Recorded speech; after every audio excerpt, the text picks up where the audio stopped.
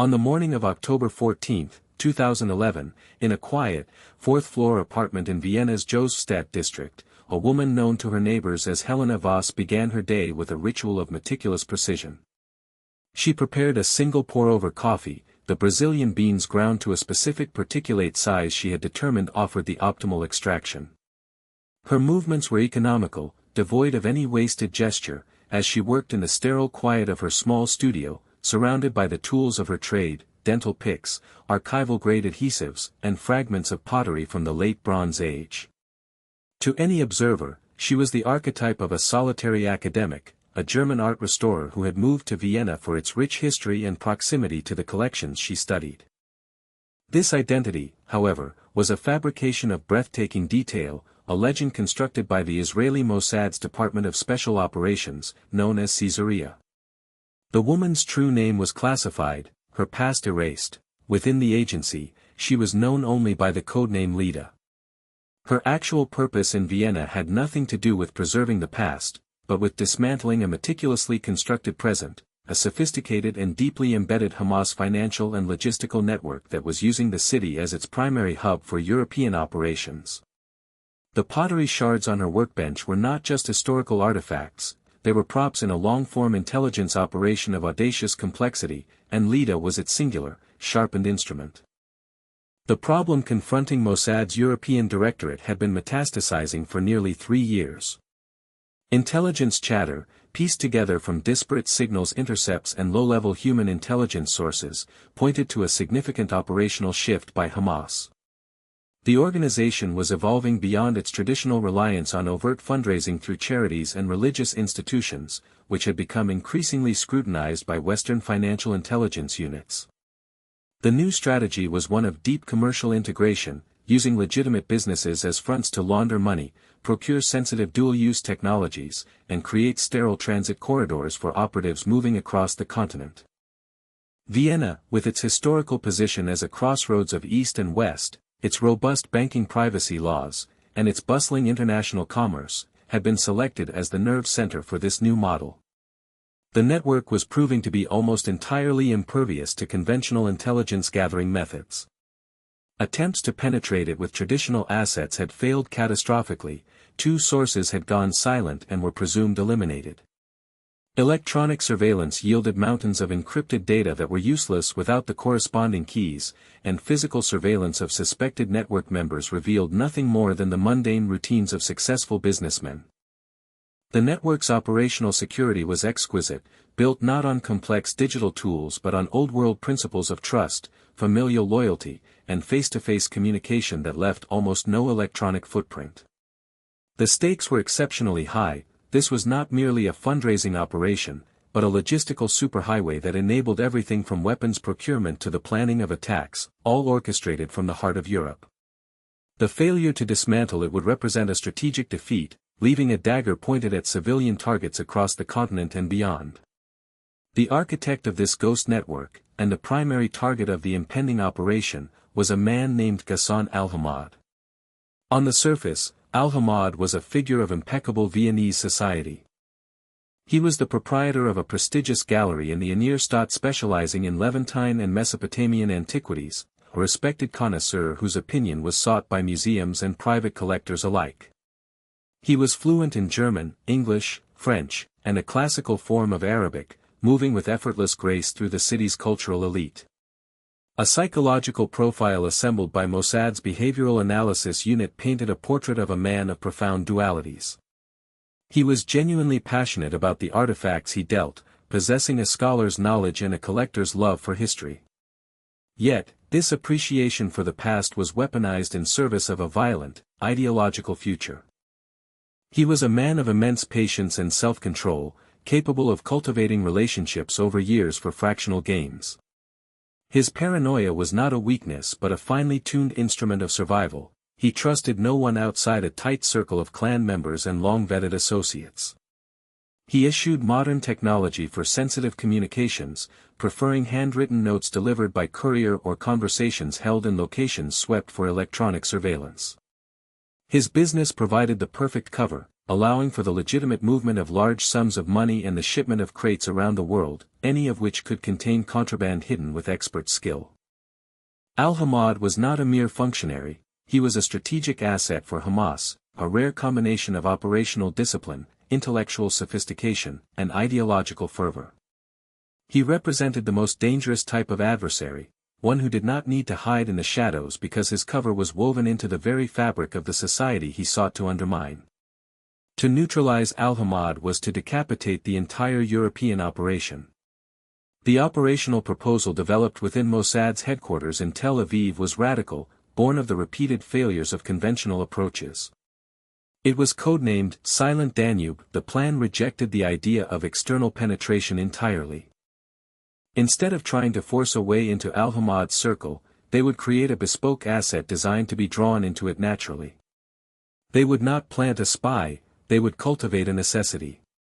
The core concept was to exploit Al-Hamad's one known vulnerability, his professional pride and his genuine passion for antiquities. He demanded the highest quality of work and was always seeking artisans and experts who met his exacting standards. The solution, therefore, was to create the world's leading expert in a niche field of restoration relevant to his collection and place her directly in his path. This approach was fraught with immense risk. The operative would need to be a true expert, capable of deceiving not just a layman but a world-class connoisseur in his own field. The construction of her cover identity, or legend, would have to be flawless and withstand the deepest scrutiny. Unlike a typical undercover agent, she would not be gathering intelligence from the periphery, she would be placed at the very center of the target's life, requiring a level of psychological resilience and compartmentalization far beyond the norm. The potential for exposure was constant, and the consequences of failure were absolute, the certain death of the operative and the compromise of the methods used to create her, methods that represented a significant investment of agency resources. The operation was a gamble on the supremacy of human intelligence over technical collection, a bet that the most secure fortress could be undone not by force, but by the careful, patient seduction of its master's trust. The selection, training, and preparation of the operative, Leda, constituted the most resource-intensive phase of Operation Silent Danube, lasting a full 22 months. Leda was not a career intelligence officer. She had been identified by a Mossad Katsa, case officer, working in academia. She was a linguistics professor at the University of Haifa, possessing a doctorate in Semitic languages and a polyglot's gift for mimicry. Crucially, her psychological profile, assessed over a 6-month period of passive observation and later confirmed through intensive screening, revealed a rare combination of high intelligence, emotional detachment, and a profound, tightly controlled reservoir of anger. Her entire family had been killed a decade prior in the Sparrow Pizzeria bombing in Jerusalem, a Hamas suicide attack. This trauma was not a source of instability but had been forged over time into a cold, diamond-hard motivation. Her grief had been sublimated into a desire for methodical, impersonal retribution against the organization responsible. She was not seeking vengeance in a hot-blooded sense, she was seeking to become an instrument of dismantlement, a human tool to be used against a system she held responsible. This psychological underpinning was deemed essential for the long-duration, high-stress nature of the mission. Her training was brutal and comprehensive. She spent a year at a Mossad training facility, where she was stripped of her civilian identity. She underwent intensive courses in tradecraft, surveillance and counter-surveillance, dead drops, secure communications, and the art of elicitation, guiding conversations to extract information without asking direct questions. She was trained in hand-to-hand combat and the use of small arms, not for offensive purposes, but for a last-resort escape scenario. The bulk of her preparation, however, was in the meticulous construction of her new self. She was paired with two of Israel's foremost experts in archaeology and artifact restoration, working 16-hour days for months on end. She learned to identify the chemical composition of ancient pottery glazes, to master the delicate art of reassembling shattered ceramics, and to forge the patina of age on a reconstructed vessel. She did not just learn facts, she absorbed the professional instincts and the nuanced vocabulary of a seasoned restorer. Her linguistic skills were honed to adopt a flawless High German accent, with specific regional inflections from Bavaria, to match the backstory created for Helena Voss.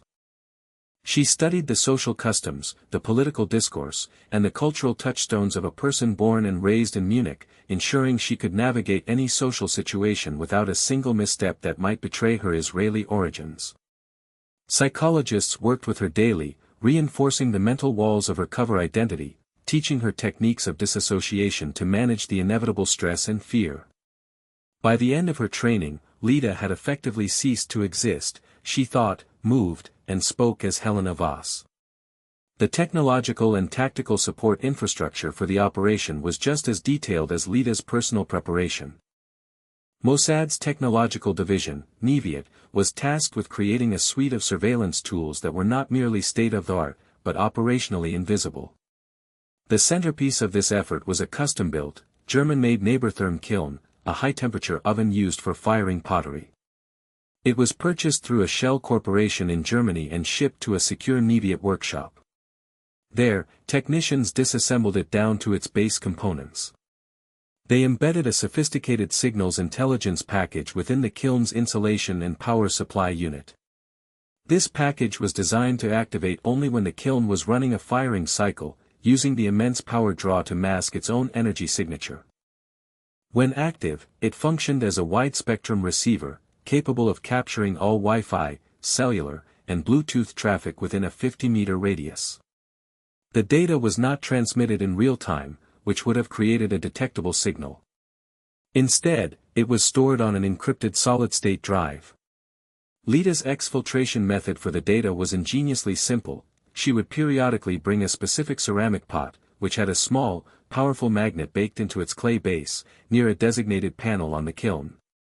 The magnet would activate a hidden induction coil, powering a low-energy, burst transmission device that would upload the collected data to a nearby Mossad listening post in less than 2 seconds. Another key piece of technology was a substance codenamed Quill, disguised as a bottle of standard archaeological cleaning solvent. It was a clear, odorless liquid containing a polymer that was sensitive to a narrow band of the infrared spectrum. When wiped onto a piece of paper or a ledger book, it was completely invisible. However, when illuminated by a compact, high-intensity infrared emitter, disguised as a small penlight that Leda carried, the polymer would fluoresce, making the writing on the page visible to a specialized camera. This allowed Leda to photograph documents without touching or moving them from a distance of several feet, leaving behind no evidence of tampering. The final element was the construction of the Helena Voss legend itself.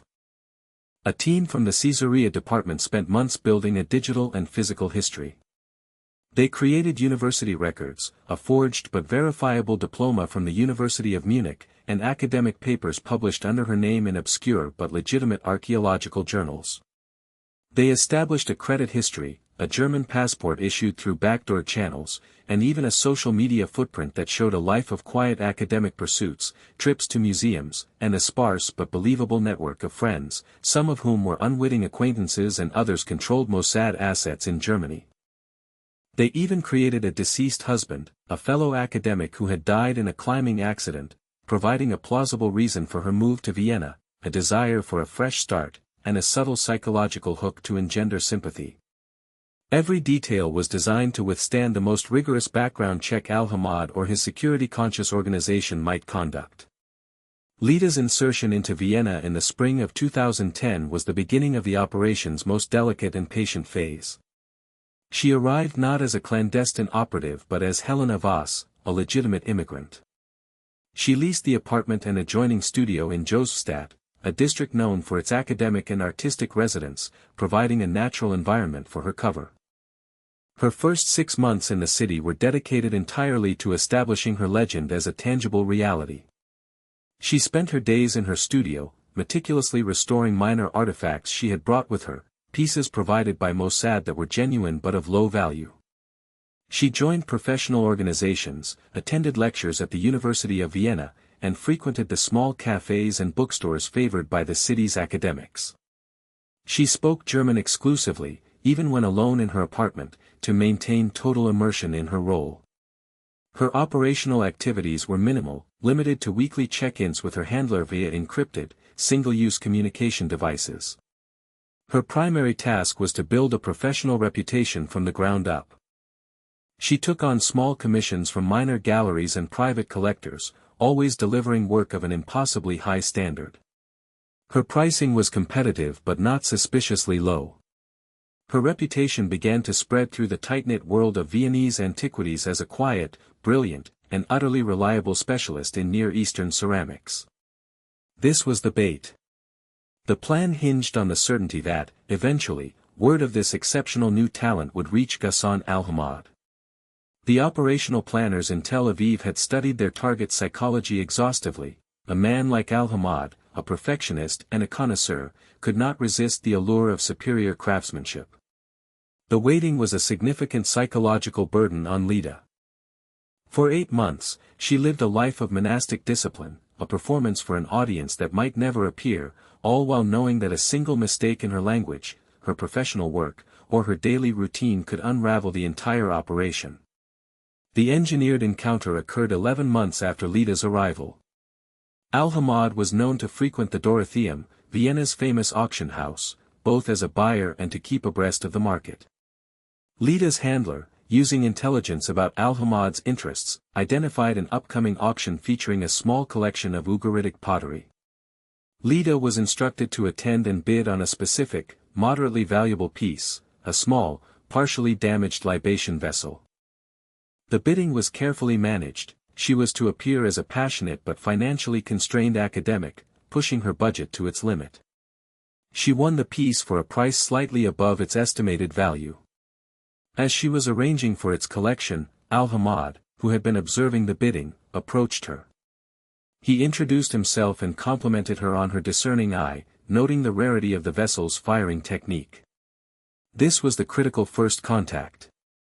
Lida responded exactly as she had been trained, portraying Helena Voss as reserved, slightly intimidated by his reputation, but deeply knowledgeable. She spoke about her restoration work, lamenting the poor condition of the piece she had just acquired. The conversation was brief, professional, and entirely natural. Al-Hamad gave her his card, suggesting she contact him if she ever sought a challenging commission.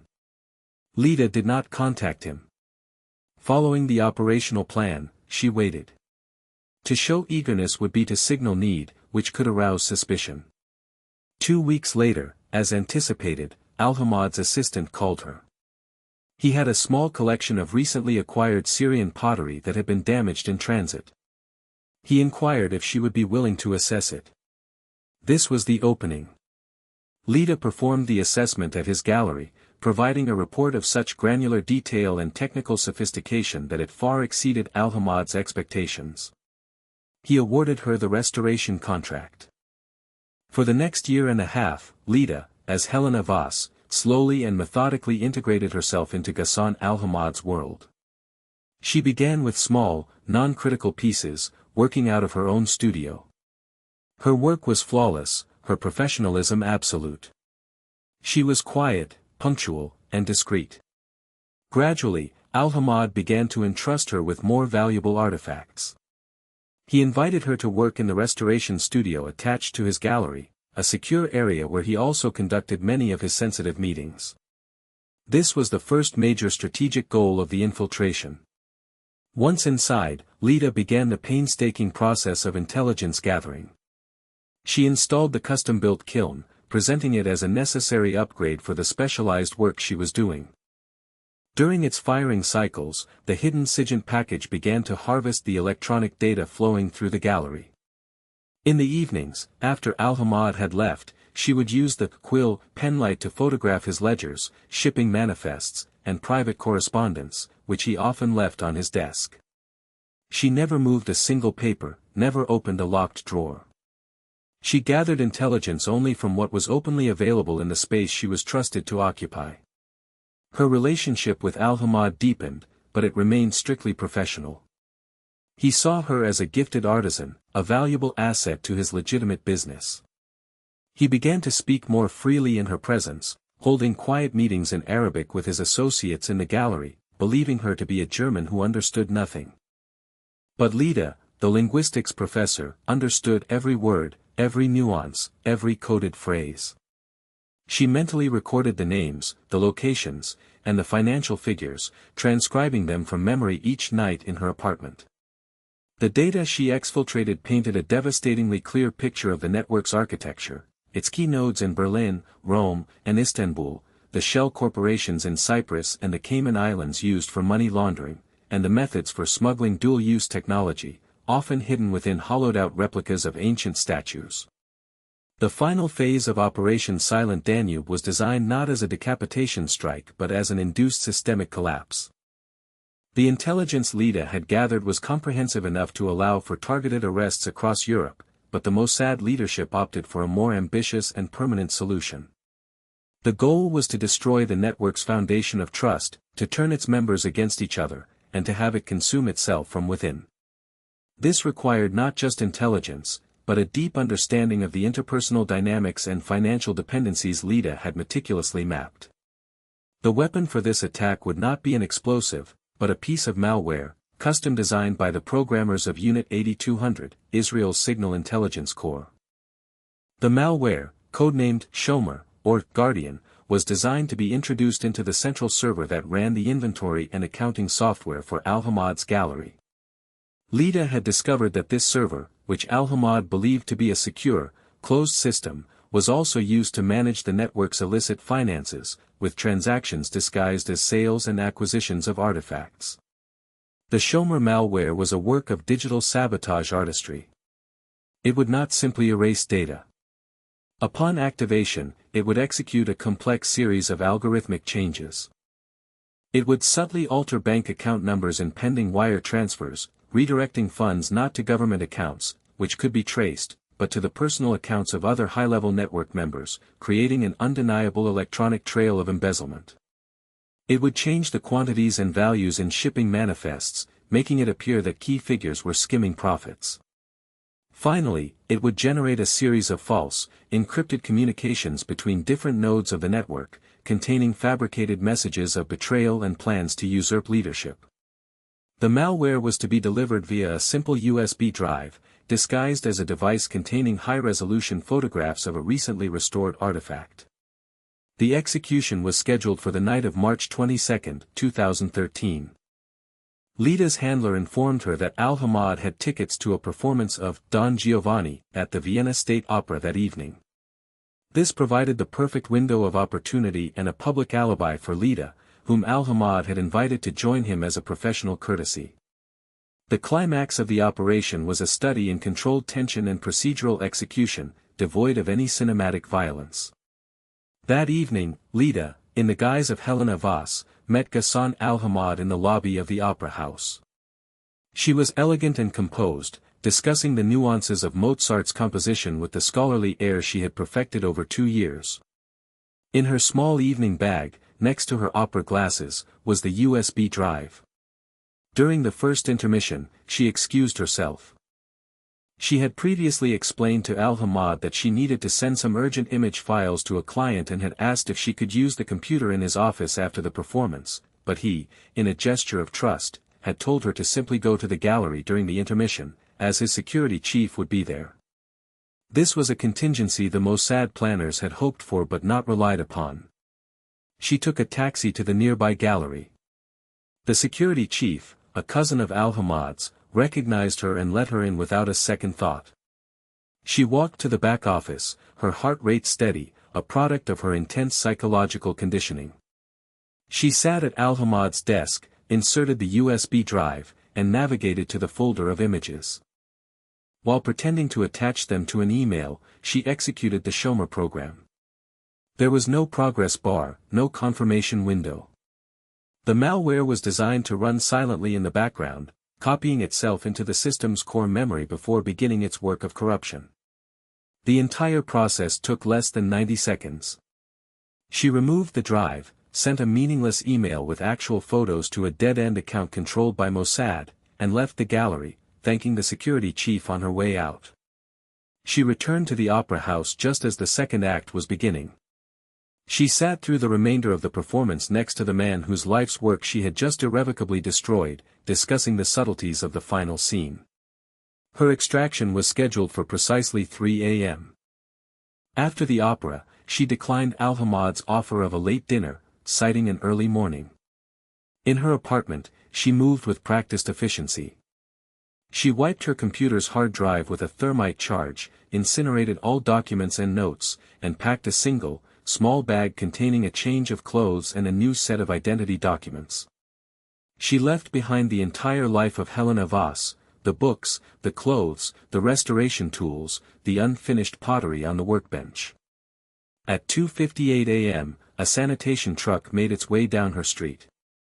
It paused directly in front of her building for 2 minutes, a window of time that was abnormal but not overtly suspicious. Lida exited the building, walked to the back of the truck, and entered a hidden compartment in its side. By the time Al-Hamad was waking up the next morning, Lida was already across the border, en route to a debriefing at a secure location in southern Germany. The persona of Helena Voss had vanished as completely as if she had never existed.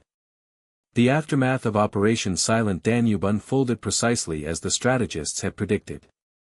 The first signs of chaos emerged within 24 hours. A major funds transfer meant for a weapons purchase in the Balkans was instead deposited into the personal Swiss bank account of the Hamas station chief in Berlin. Shipping manifests for a container arriving in Rotterdam showed only half the expected quantity of high-end electronics, with digital records indicating the station chief in Rome had rerouted the other half. Within 72 hours, the network was consumed by a firestorm of paranoia. The corrupted data was a poison that destroyed the organization's most vital asset, trust. Al-Hamad, unable to believe the digital evidence of betrayal by his most senior lieutenants, tried to contain the damage, but the seeds of discord had been too effectively sown. The false, encrypted communications, which suggested a conspiracy to oust him, pushed him into a state of defensive aggression. He summoned his Berlin chief to Vienna for an emergency meeting. The man never arrived, his car found abandoned outside Munich. 2 weeks later, the Rome chief was found executed in a hotel in Naples. European law enforcement agencies, acting on a series of anonymous, highly detailed tips provided by Mossad, began making arrests. They picked up mid-level couriers and money launderers who, cut off from the now paralyzed leadership, were suddenly vulnerable. Within 6 months, the entire Hamas logistical and financial infrastructure in Central Europe had ceased to exist. It had not been defeated by an external force, it had imploded, cannibalizing itself in a circular firing squad of suspicion and murder, all triggered by a few kilobytes of malicious code.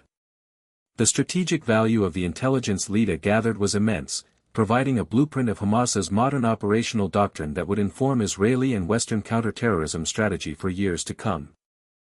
The diplomatic repercussions were non-existent, as the operation left no fingerprints. To the outside world, it appeared to be a vicious internal power struggle within a criminal organization. For Lida, the psychological cost was profound. She had lived for over 2 years as another person, building a relationship of trust with a man she was tasked to destroy. Her debriefing was a long and arduous process of psychological deconstruction, of peeling back the layers of Helena Voss to find what remained of Lida.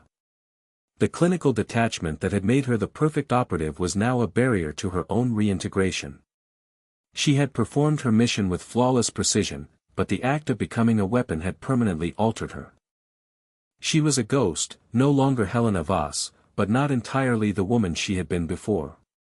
The operation was hailed within the intelligence community as a masterpiece of tradecraft, a new paradigm in asymmetric warfare where the most devastating attack was not on infrastructure or personnel, but on the fragile human element of trust. Was the complete internal collapse of the network a more ethically justifiable outcome than a series of targeted assassinations or arrests? Is an operative who lives a lie for years to destroy an enemy a hero, or a casualty of a different kind?